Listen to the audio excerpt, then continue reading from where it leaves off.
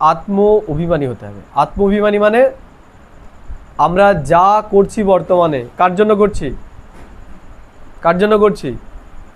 কেউ ছেলের জন্য, মেয়ের জন্য, বউয়ের জন্য, মা বাবার জন্য, তাই না? কার জন্য করছো? কার জন্য করছো বলো? এত কাজ কাদের জন্য? এত টেনশন কাদের জন্য? মেয়েদের জন্যই, তাই তো নাকি? নিজের জন্য কতটা? নিজের জন্য আমরা করি। তা ঈশ্বর বলছেন যে দেহকে সব ধর্ম ত্যাগ। তাহলে এগুলো কি? এগুলো দেহের সম্পর্ক। কতক্ষণ আছে এরা তোমার সাথে? এই দেহ যতক্ষণ আছে ততক্ষণ। এ যদি বেরিয়ে যায় এদের সব সম্পর্কও ফিনিশ।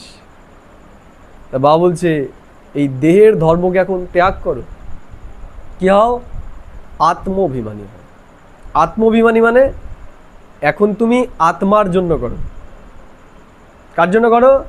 আত্মা। আত্মা মানে তোমার নিজের জন্য। এই যে এখানে এসে শুনছো, এটা কার জন্য? এটা তোমার নিজের জন্য।